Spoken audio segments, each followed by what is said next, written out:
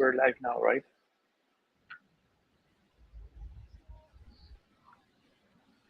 Yeah, now we are live. Yeah.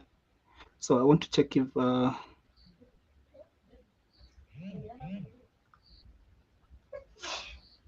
okay.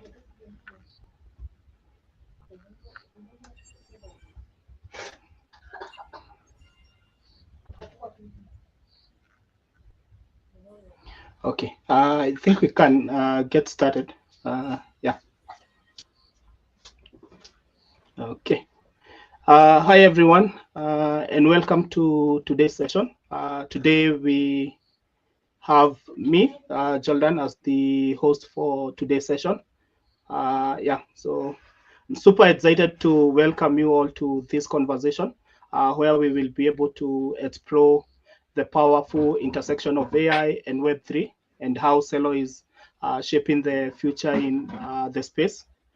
Today with us, we have someone who is at the forefront of this frontier, who is Daniel Olarte, head of AI at Celo. Daniel has been pushing the boundaries on how decentralized technologies and intelligent system can be able to work together and create a more inclusive, efficient, and prosperous future for everyone. Now, before Daniel introduces himself, last week we started on our bootcamp. That is AI bootcamp, where we will be able to learn how to build AI agents and integrate Celo blockchain. I hope all have been able to get the concept and understand some of the concept within AI and blockchain. So, Daniel, welcome, and could you kindly tell us more a bit about yourself and how you got to be pulled into this world of AI and blockchain? Yeah. Yeah, yeah. Well, first, thank you so much for having me. As Jordan said, I'm Daniel. I am now the AI lead at the Celo Foundation. Before being the AI lead, I worked uh, actually with Jordan for a while as part of the development team, and before that, I supported community development efforts at the Celo Foundation uh, for a while. Um, so my new my role with AI is a new role, but I have been at the foundation, Celo Foundation, for a few years now. Um, so how did I find myself to this new role? I think that towards the end of last year, I was first doing research on my own on everything that was going on in terms of um, agents and AI tools, especially as you said, in the intersection with crypto. I was doing this on my own. I found it fascinating. I found the especially the speed at which the space was moving fascinating, right? And just monitoring something like that is already interesting. It's like seeing how every weekend there was a new tool, every weekend there was a new way to do things. Um, so that was just very interesting to us, to me. And then towards the end of the year, it became interesting to us. So the foundation saw an opportunity for Celo's values to be also materialized in the agentic economy or in the promise of an agentic economy. And we set out to explore how um, AI tools and agents could make sense um, under kind of like the vision Celo has had for years. So that is the role that basically at the beginning of this year I set out to explore, um, kind of like trying to map everything that was going on in AI and then trying to understand how that could benefit the Celo community and how that could make sense for the Celo protocol. So I was also coming back from a paternity leave, and it was a great opportunity for me to like find new territories. So I'm really excited about this role. Learning a ton is challenging every day. There is something new to pay attention to. Uh, but I'm really excited. I think that now, in the context of Celo becoming a layer two, in the context of the existence of a product like Self, which I bet we will get to talk about in a bit, agents make a ton of sense. I am here today in Taipei after ETH Global Taipei, where all projects that submitted to Celo bounties were agentic projects.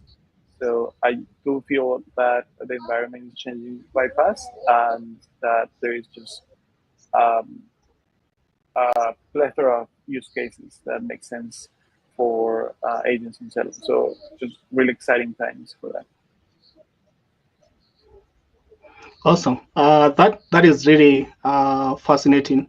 Yeah, especially the shift of Celo now becoming L2, and now people building AI agent and self protocol and such. Yeah, I think you've mentioned something about how the AI space is changing.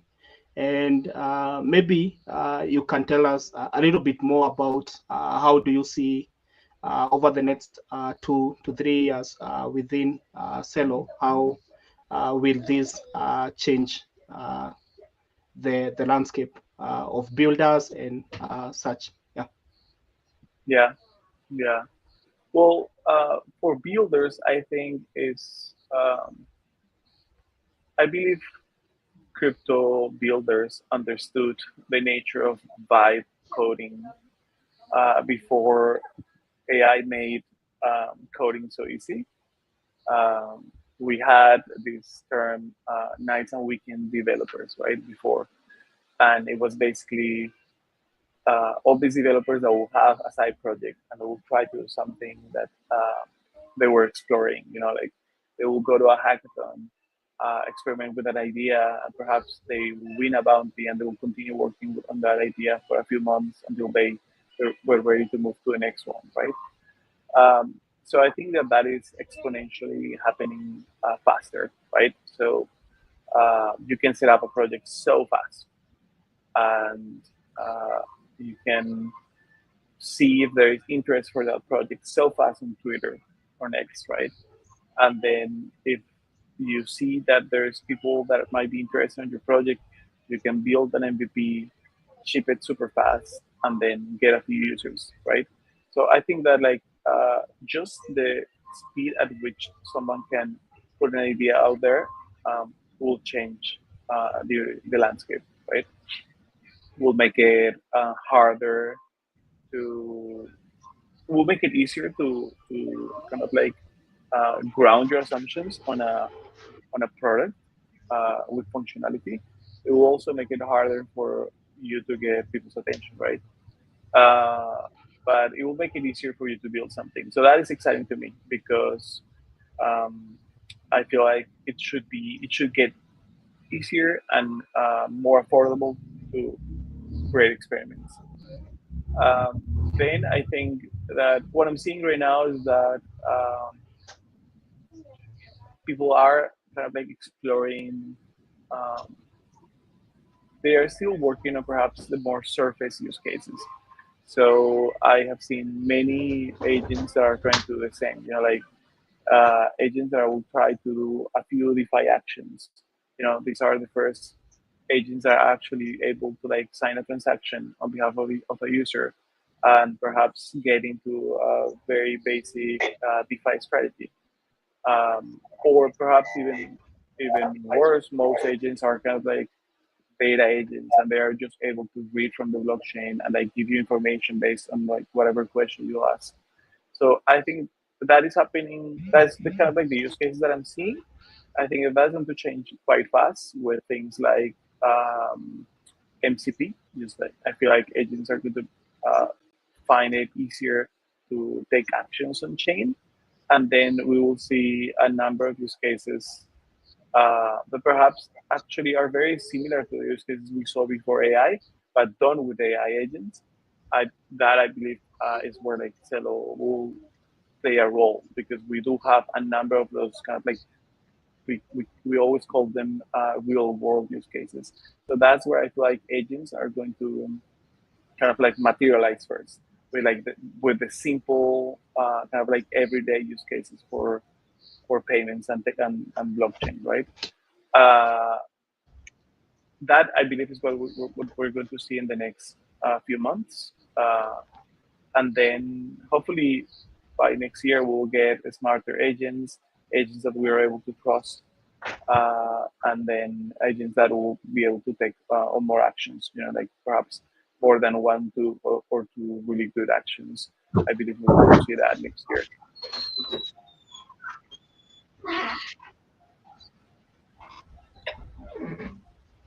Awesome, awesome. Yeah. Uh, I would like to add something, especially for the vibe coders out there. They there is still a need to be able to like learn the fundamentals, and so that they can be able to still understand all these concepts, how they work, before diving into AI and blockchain. Yeah, that is really great insights you've shared, especially some of the use cases that you see coming up in the next few months and in the next 2 to 3 years. Yeah, especially the ones that are gonna be shaping the adoption of blockchain and uh, payment, online payments with blockchain. Hmm. Yeah, so you've mentioned about agents, and I think it's high time we start talking about the AI agents. And yeah, so what kind of AI agents do you think are the most impactful in Web3 right now? And are we talking about dev agent or identity agents or DAO helpers? I've seen a couple. But So you broke for a second there, but I got the part about what are the most impactful agents out there in Web3, right? Um, right? yeah, yeah, yeah. So Okay. the most impactful in the space right now. Yeah. Yeah, I think that in terms of impact, definitely anything that helps a developer code. So Cursor, honestly, is I would say the most relevant use case that I have seen, or just like coding helpers, right? In general, as a category, I think that's very that's basically changing again. It's changing the speed at which things get done. Um, then after that, I think that uh, honestly, just like the basic um, Claude or ChatGPT um, models that like are helping people learn faster, cover more ground, go wider. I think that's what I see now making a ton of sense. Getting to Web3, it's a little challenging to talk about something that is really, really meaningful. Um, I can't say that I have seen something yet, to be honest. I think that we are all trying to create value, but I don't think I have seen something that is creating a ton of value at the moment. Um, yeah, I have seen claims that DeFi agents, are making money on behalf of their users. Um, but I, that all seems Yeah. done kind of like behind a wall. It's hard to inspect. It's hard to know what that's actually doing. So it's hard for me to believe that that is true.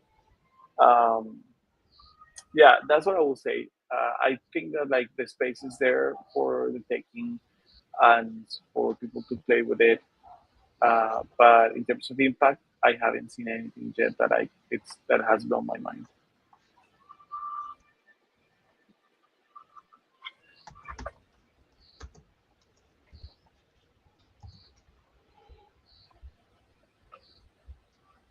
Awesome. I think there is a lot of I too I haven't really seen something which is which is being used on a daily, but maybe from DeFi and maybe finance assistant. That one I have seen. I've seen smart contract auditing, but still they are still in the early stages. Yeah, and Well, you've spoken actually, about something uh, which is happening right now. we have a delay, but I was going to add that we have been playing with DevRel agents. So agents that help you judge a project, or agents that help you kind of like go through the data of project submissions at a hackathon. Uh, I really like that. Like for example, at If Global Taipei, we had our own kind of like DevRel agent that helped us analyze all the submissions and even like create a technical score to analyze the code base of submissions. And that is great, especially when you have at these global hackathons, you often have very little time to judge all proposals and in a fair manner. And sometimes humans miss details like a thorough technical inspection. So that's one thing that this agent is doing for us or did for us. And it's not the only factor we took into consideration, but it helped us kind of like run a faster and more complete review on projects and feel more comfortable about the projects that we were giving prizes to. So essentially a data agent, but but honestly, like the work that a couple of engineers will do in like half a day, it did it in 30 minutes. So that I see as adding a ton of value for us as for the developer team at the foundation, but also for the developers participating in a hackathon. I also saw the Flow blockchain, having a judge agent, uh, and they had that agent. You could use it during the hackathon, and it will roast your project. It was funny. You will roast your project, but it will also give you feedback actually at the right moment, like at the moment you need it, where like you want to make your project better. So those two use cases I think are really good. More closer to development agents and like coding helpers, Yeah, but yeah, very useful.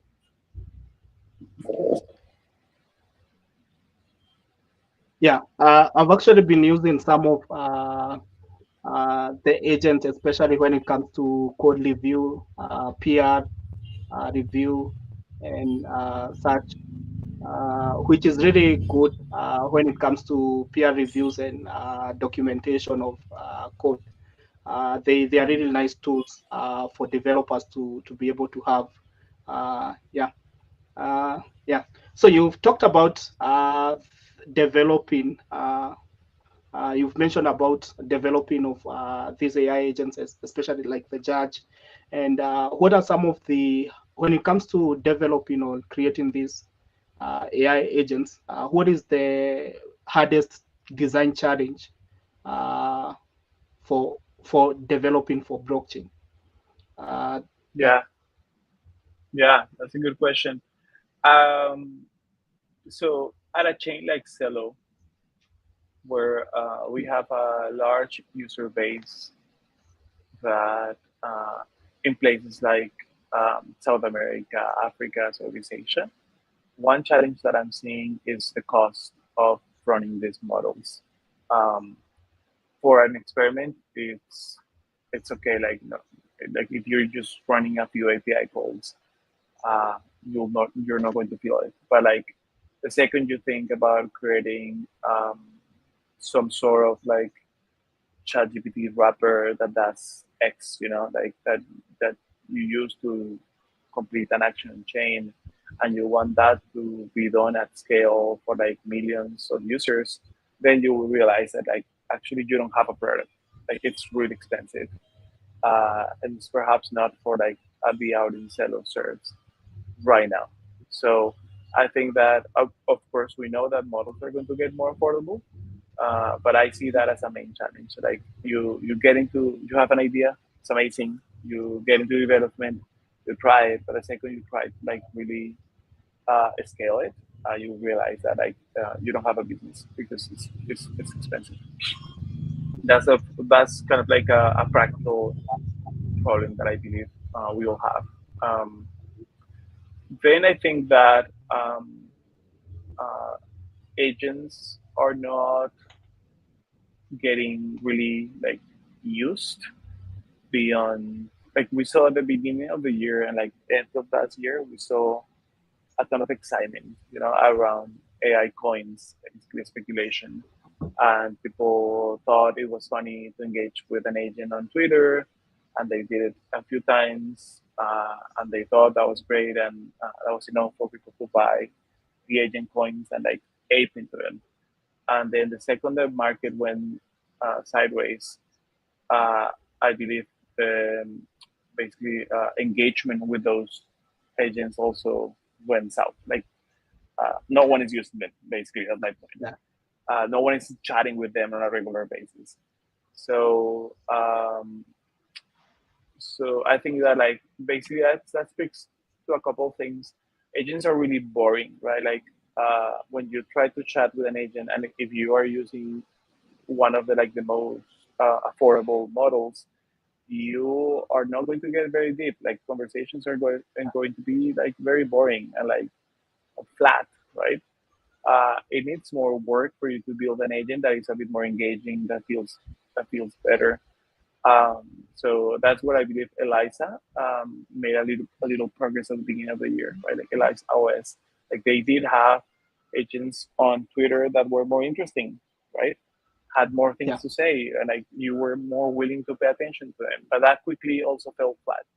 So I think that it's hard to like really build an agentic experience that is text based, that is exciting, and will keep people's attention. I feel like that's a massive challenge, uh, and I feel like since it's quite easy for you to build an agent these days, no one is really paying attention on how to make that more engaging, right? Back when I was in Yeah. design school, I remember working on chatbots, and I remember kind of like thinking of like ways that you could make a chatbot more humane, like by making mistakes, for example, or like repeating itself, or like making sounds like or you know, like the type of sounds like a human would make, like making that, adding that human error to it. And I feel that's just an example of like, the things you have to be thinking about to make a chat experience more engaging. I'm very bullish on voice. Voice Me. is something we are exploring because I do think voice gets closer to something that is more engaging. But like, if we are really honest with ourselves, I feel like there is very few chatbot experiences that like you are engaging with, like as if it were, I don't know, like Instagram. Like no one is engaging with an agent like they do with it on Instagram, you know. So there is still ways to go for UX to feel good, you know. So I would say UX is still a massive challenge. And then on blockchain, I think there's a big trust issue. I think everyone is trying to build kind of like guardrails for agents, basically to let or help users trust agents. But the issue is that people don't trust them. People are like, they struggle exposing, like they fear they're going to expose their private keys. They don't want an Yeah. agent with a wallet. Like they don't know what an agent is going to be able to do with a wallet. It's really hard to believe that an agent is going to make you money for you to give agent your portfolio and let it go wild. Like I feel like everyone wants to crack that, but no one has done it, and And I feel like the underlying issue is a trust issue. It's like it's hard to trust an agent with your money, right? So I'm more bullish on voice. I'm bullish on streaming. I think that agents can be great streamers. Uh, but if you think about those two use cases, those it's kind of like entertainment. Like I do think that agents can do they can be fun if we spend more time thinking about how they can be engaging and fun, even if they are like like robotic. Like games Yeah. can be fun even if they are basic games. Like we love 8-bit games even though they are like low tech. I do think that there is space for agents if you think about like how they can be engaging with what they have. Awesome, awesome. I was also thinking, especially for the security and privacy. Uh, People don't really trust giving out their private key. Even to just importing to MetaMask is a really big hassle, leave alone giving an AI agent. But I think for the voice and also making it more entertaining and more engaging, it's gonna be really awesome to the end user. Yeah. So Yeah. you've mentioned what you are really bullish about, and from a tech perspective, is Celo planning any primitives for AI agent support? Things like shared memory, wallet interface, or plugins. So we have tried to do, I guess, the developer team at the foundation has tried to do a couple of plugins. Since Celo is an EVM chain, we have always run into the issue that like those plugins already exist. So basic plugins, I believe, make no sense for us to build. Uh, I I mentioned at the beginning of the conversation self protocol. So self is a protocol for proof of identity using CK proofs. You can prove facts about you stored on your passport. So you can prove that you own a passport, that you are of a certain nation, of a certain age. So I think that a specific plugin for self makes a ton of sense, especially as people look at like um, agents, for example, wanting to engage with real humans. I think that's what like a simple plugin will or like MCP server can make self like a great tool for agents. So that's one that I believe is specific to a Celo protocol that makes sense. Again, plugins at the level of the chain, I still haven't seen a good idea, but plugins or tools at the level of the specific protocols within the chain, that makes a ton of sense. Um, I think that we can spend a few months creating experiments and putting apps for agents out there before we focus on infrastructure plays. Um, I see everyone working on like as always on crypto, people focus on infrastructure. Like I see people working on like super highly performant chains for AI, which I honestly I love to see, but without strong use cases, it just feels like we are working on tech that perhaps we're going to use in a couple of years. I also see cases for like decentralized computing or basically decentralizing the entire stack of creating AI agents. Again, that feels a bit unnecessary to me right now, where like use cases are not as strong. But I do like that there's teams working on that kind of like longer or medium term kind of like challenge. Uh, I think Celo is highly performant right now after we became an L2. Like we have 1 second finality. That's great. So I think that with that, that is enough for us to really try to create a strong user-facing or consumer-facing agents, which I believe is what we need to see before we understand like the infrastructure challenges that agents might have in a place in a chain like Celo. Um, but I really love what is going on with like decentralized TEs. Like that's an area that I think is very interesting. TEs in general. So talking about like the sense of trust, I feel like TEs is kind of like one of the first places developers are looking at. So that is kind of like what I think in terms of infrastructure, what makes sense for Celo at the moment.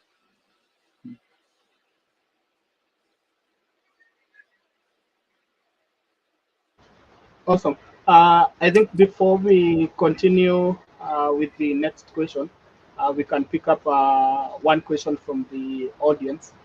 I can see Victor has a question. So the question he is asking, what are some of the use cases of AI in healthcare? Yeah. Yeah, yeah. So I actually worked in healthcare before working in crypto in the States. Back then, we already had, I guess, at that moment was more of like a chatbot for healthcare, and I think that those use cases are just going to get better with like better agentic tools. But basically, uh, with healthcare, something as simple as really good data agents that are able to understand whatever is like your symptoms and like give you a sense, basically do that triage that a nurse will do to give you a sense of what you might have and like what is the best kind of like route for you to take care of something that's going on with you. I think that that's a great use case that I saw happening, I don't know, 7 years ago, and that I believe is probably, I haven't touched healthcare in a while, so that I believe is just getting better and more effective. Um, that is great for like basically basic care, like primary care. Um, and I do see healthcare systems in the world going there because healthcare is just getting more expensive, and that's where like you can start creating kind of like healthcare therapies that are more affordable. Like hey, catch an issue before it's a real issue, and try to take care of it with like very low tech or like low levels of care. Exercise, better habits, eating. Like uh, again, kind of like consumer facing. So and all these you can do with like a basic data agent. Like agents don't even have to take actions. But then in the States again, 7 years ago, people were already like understanding that you could do a lot with like a coach that wasn't even a medical doctor, just like someone who understood habit creation. You could do a lot with a coach. You could do a lot with like some sensor, uh, like even with the scale in your bathroom or like some sensor to understand your heart rate. And you could like serve a healthcare experience, quote unquote, that will improve people's lives, make people more mobile, make people more flexible, help people breathe. A ton of things you can do before people get actually sick and they have to go into, I guess, um, a hospital, right? So I feel like that field is probably exploding right now with agents. Uh, and it's basically anything that is kind of like anything that happens before people have to actually go into a hospital. Then when people have to go into a hospital, I know that there's a ton of companies working on kind of like anything agents can do with better sets of data.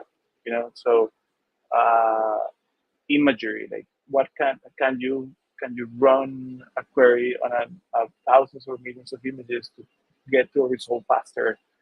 Anything that like basically you need hundreds of humans to get done, an agent can do faster.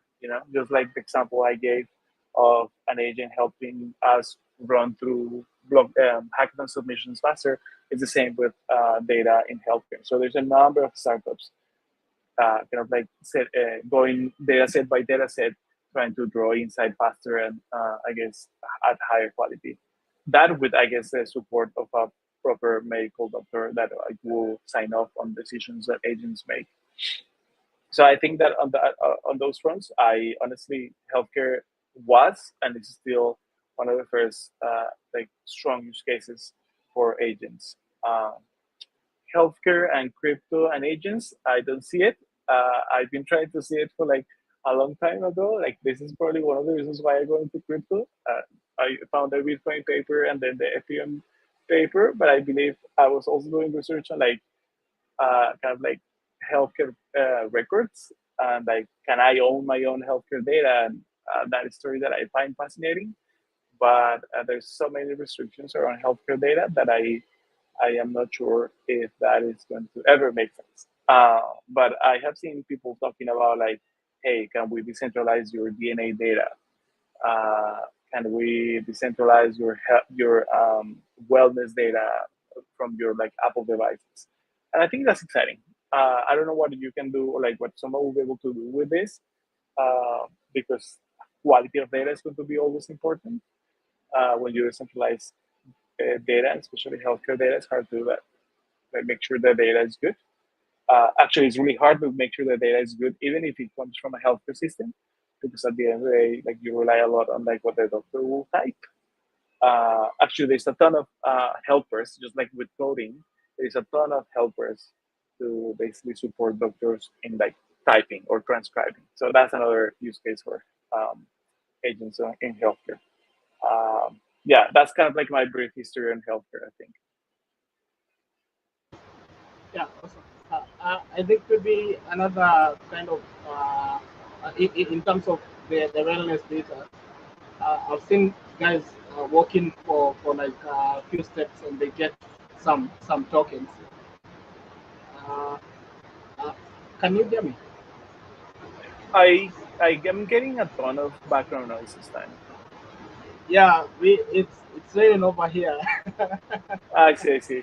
Can you try to repeat Yeah, your question, perhaps getting the microphone closer to your mouth? I was adding something on to wellness data,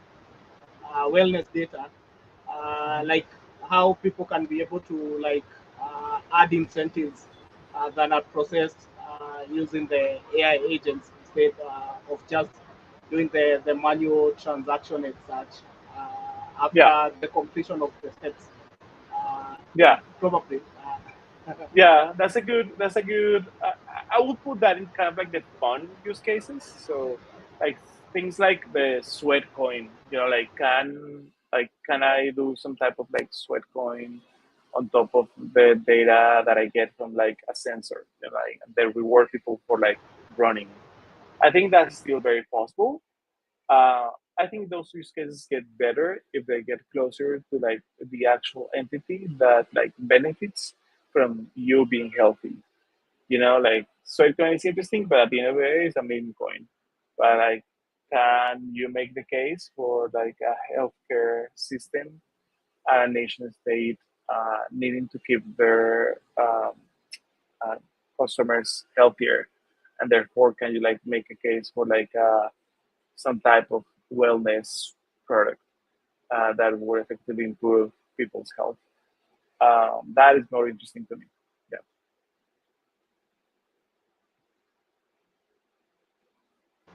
Hello. Yep. Think my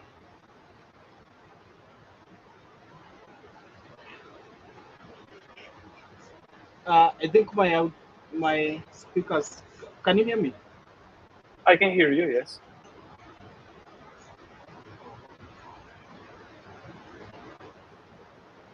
I can hear you, but can you hear me? You might have lost me.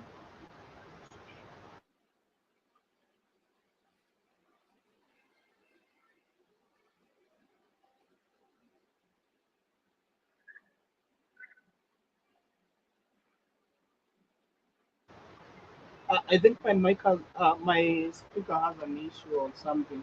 Uh, but I go ahead and ask the next question. If you can hear me. Yes, I can hear you. Go ahead. Okay. So the first bit was we talked about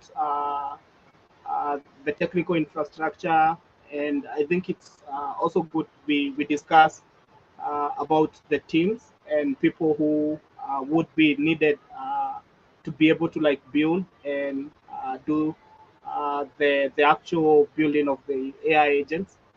So, what kind of teams do you think are needed to be able to make these agents successful?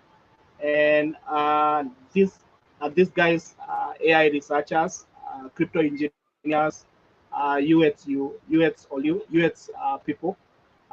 We've actually spoken about the voice being like a really been a big game changer when it comes to AI agents and being more interactive. Yeah. Yeah.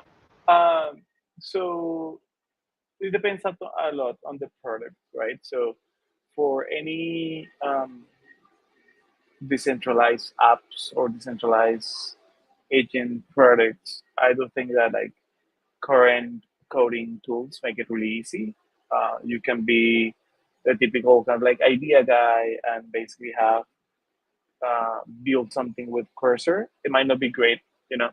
You brought up a good point that like if I don't understand the fundamentals, I might have to struggle a lot to get something done. It's probably going to break really fast.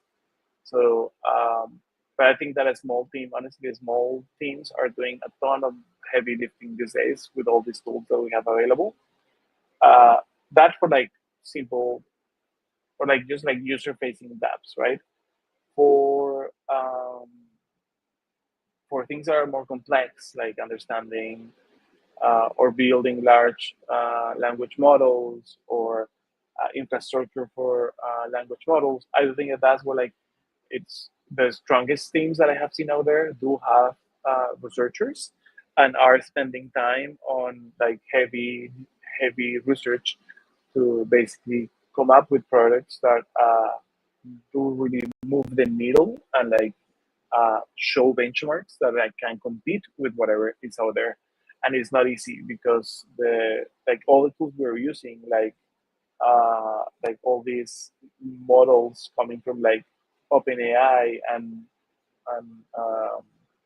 Google, like they have amazing teams and like big pockets to get something done. Like it's really expensive to bring a new model to reality, right? It's really expensive to train a new model.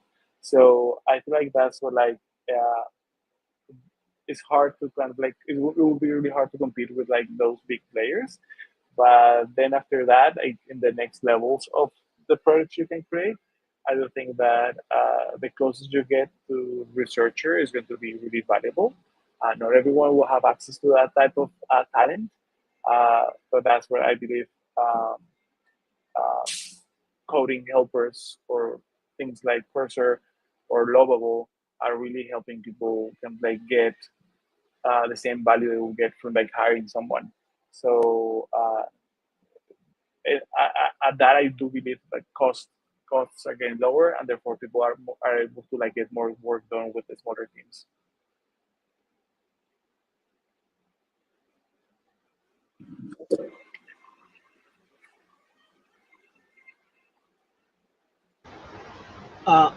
Awesome. There is a question on the chat relating to the teams. Let me show it up. Uh, there. Still, thank you, Victor. So the question is, what skill would future-proof a software engineer look into the future of AI? We've actually heard a lot about AI replacing people. Uh, and now it has replaced the PR manager Yeah, or the senior dev doing the I'm review. not. Yeah, I'm not a Yeah. senior dev. You know, like I'm not a senior software engineer. So I actually don't know if I'm the right person to answer this question. Perhaps Jordan, you have more experience as a developer than I do. You can help me answer it. But I honestly think that you got to it earlier. I think that engineers do have to understand Awesome. the fundamentals. There is a question on the chat Oops, relating to the teams. Let me show it up. I got some some feedback loop now,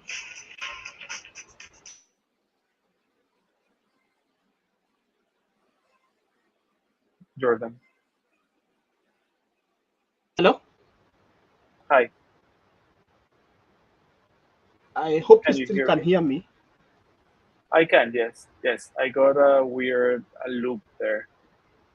So I was saying that perhaps you can help me answer this question. In my view, um, software engineers, as if they are able to understand the fundamentals and are able to understand, perhaps even with all the current tools we have available, um, like what makes an app really work uh, at like every single level, um, even if they don't have to build everything, that is going to be very helpful. If I think that Cursor and the current coding tools are great for like getting you to kind of like MVP. But then there's challenges that I believe are going to you're going to still going to face like scaling challenges. So being able to scale an application for like millions of users, I believe is a skill that like, you still need to have. I don't think programming tools are going to help you do a great job at that because that's not just technical work. You need to kind of like have some foresight. You need to have planning. You need to have a ton of soft skills. You need to be able to lead teams. So that's kind of like my short answer, but perhaps Jordan, you are able to give a more detailed answer for this question.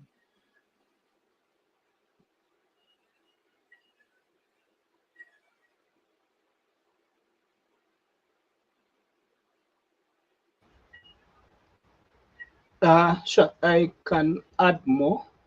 I think I shared a bit on the code vibers. We still need to like learn the fundamentals. Uh, uh, we still need to learn the fundamentals because they are the basis of. We still need to have a foundation on what we are doing as software engineers. I think some of us have been able to see tweets and when guys are creating their software as a service platform, and then they expose their private key, they expose the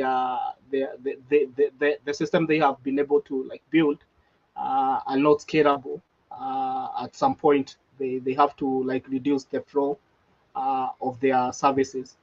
We have also seen the guys who are building like the chat GPT model last weekend. There was a lot of craze about generating these cool images, and at one point the guys from chat GPT had to like do a rate limiting. So we still need to like learn the fundamentals as software developers and engineers to be able to understand and see them as they are called AI agents. They are agents. They are helpers. They are basically helping you to like streamline and do some of the tasks that you would have done in days. Daniel mentioned about the judge agent, which was really nice to like, which is really nice when it comes to uh, judging projects, which sometimes takes weeks in days to be able to review the code. And now the agents are just so you just need to know how do they integrate into my workflow, how do they help me in such yeah. But as an engineer, you still need to like run the fundamentals and how uh, things are created. Yeah,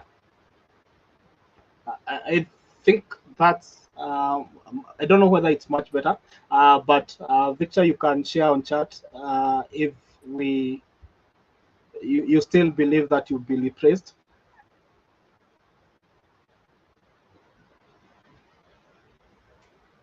Was that a question for me? I want to be replaced. Yeah, but I don't know.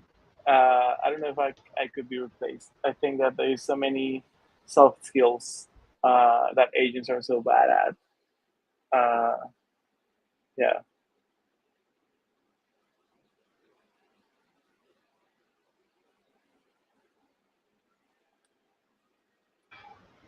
Okay, awesome. I think we are now in that section, the Awesome. community, the community in the future. Yeah. So we've answered the first question, which came from the community, and that was for the developers watching.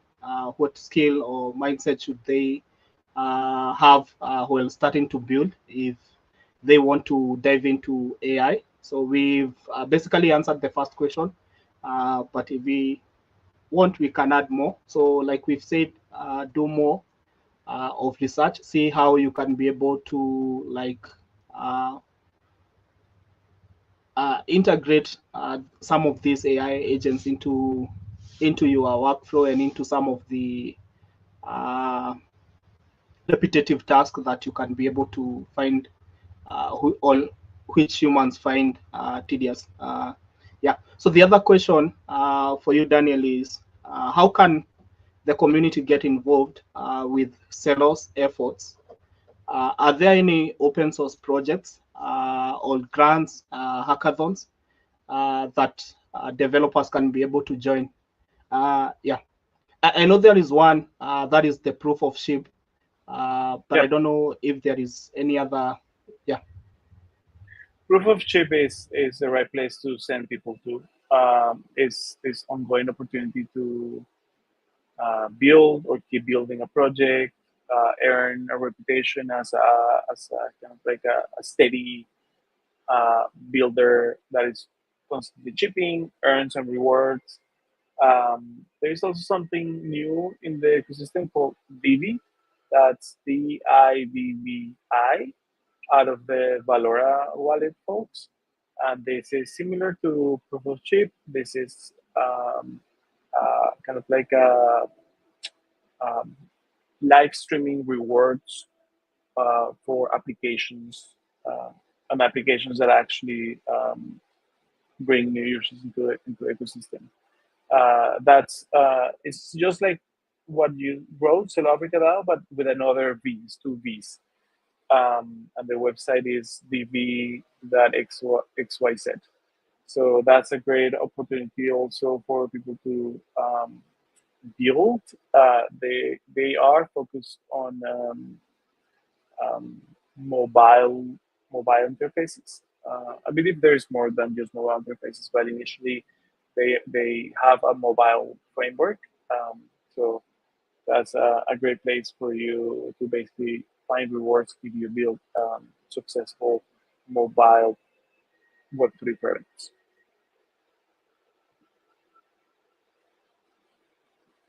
And there must be a Celo camp coming up soon. Let me just go to the website because I know they are planning the next round. So I believe that they have a round coming up. Um, and they should be now focused on mini pay projects, I believe. But yeah, Celo Camp is an accelerator in the ecosystem, and I believe this time they're going to be just focused on mini pay projects.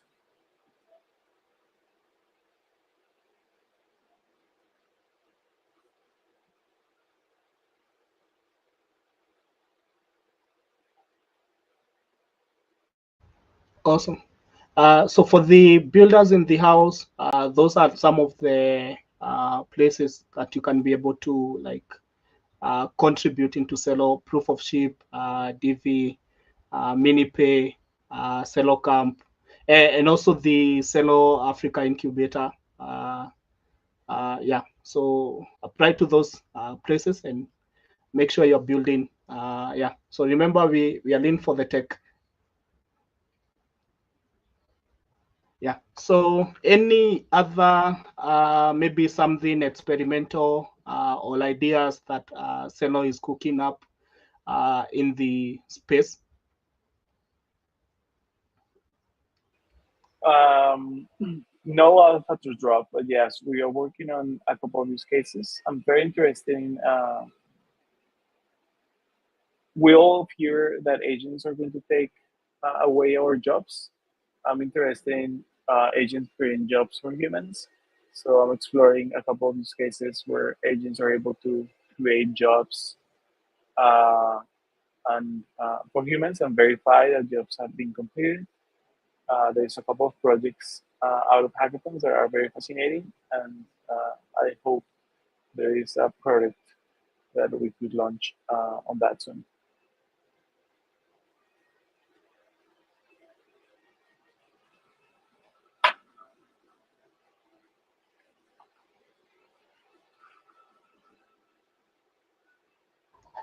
Awesome.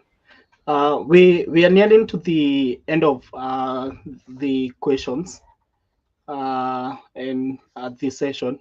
So I have like three bonus questions, if you may. They're really interesting. So one is on open source. The other one is on ethics, and I think we've talked a lot about the future a lot, but this future is around 2028. It's before Sarah Connor or Terminator comes in the future. So the first question is on open source, which is what is your take on open source AI models in Web3, and are they essential for trust and transparency? And the other Okay. one on ethic, or you can first of all answer the first one. Yeah. Yeah. So I like the idea of open source LL models. I don't know if they're going to be as performant as, I guess, the current companies we see out there. Um, but I like the idea. I like the idea of models that reward the I guess the community behind them offering whatever it is, decentralized computing power, or the data that the model uses to train. That I in concept, I don't think that like uh, models should reward humans, uh, and I think that like value should be as distributed as possible.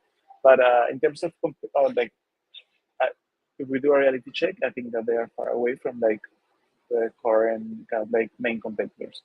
But in principle, I would say I root for open source models. I'm not sure if they're going to be effective, but I root for them. I hope they win. You can go to the next one. Yeah.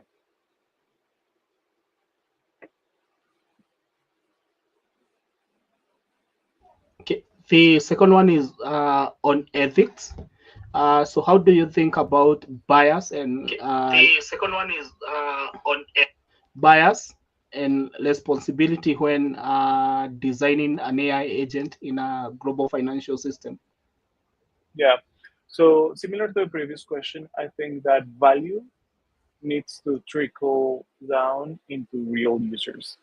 So I struggle, for example, I read somewhere that on pump.fun, most coins, I believe over 80 something percent, were created by the same person. Like, I feel like often in Web3 that happens a lot. Like, we get Celo attacked a lot, and value goes to like just a small group of people. To me, one place to start with agents is that value they create needs to go back to real humans. Um, I understand that there is a larger conversation about AI bias that has been proven in cases, and I believe even lawsuits, at least in the States, on like how agents or AI is kind of like designed to be biased towards people because of like their race or gender. So I don't think that that is going to be an issue. That is going to continue being an issue. Um, it's hard for that bias to go away if projects come from a centralized authority that is incentivized financially. I think that that's just going to be a nature of things, and I know there's groups working on AI ethics. I think that that work is going to be even more important as AI becomes more ubiquitous, right? Like we need to control. We need to create really good institutions to control uh, agents and like to embed values into agents. Yeah, that's my take on ethics.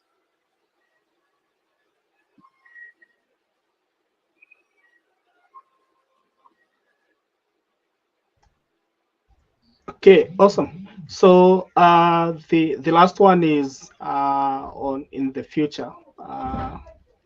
So it's 2028, and AI agents and AIs in Celo have really matured. What would that look like for a user in Africa or a solo developer in Brazil? Yeah, yeah, yeah.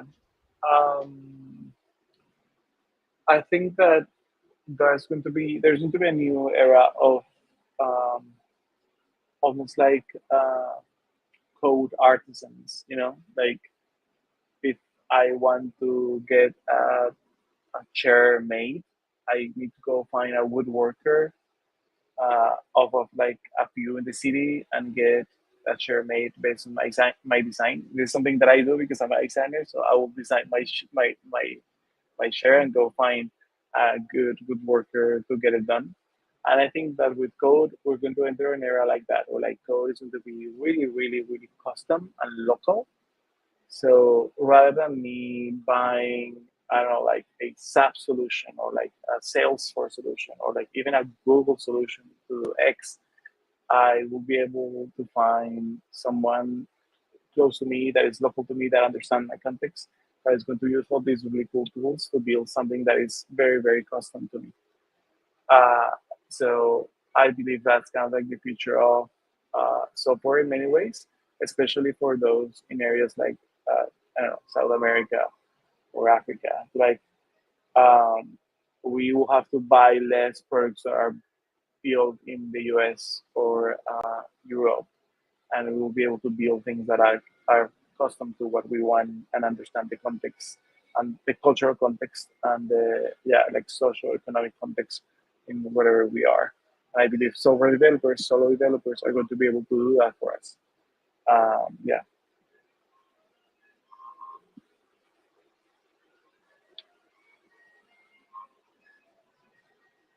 Awesome, awesome. This has been a really rich conversation. I don't know if there is any question on any other question on the chat, but this has been a really rich conversation. And yeah, I've really enjoyed. I've really learned a lot. I've learned a lot about hackathon AI agents. At least I'll be able to get my results in time for the next hackathon. Yeah, so for those who are watching us from the different time zones, GM, and thank you for being with us. Yeah, so follow the community. That is Celo on Twitter, on Discord, on GitHub. Read the docs on Celo, and remember to do your homework for the bootcamp. And again, thank you, Daniel, for joining us and for having this conversation. And thank you of so course, much. Yeah, so of keep course. building, Yeah, keep learning, and watch out for Thursday. We will have another session. Yeah, yeah. thank you. Okay, thank you so much. Take care. Bye bye.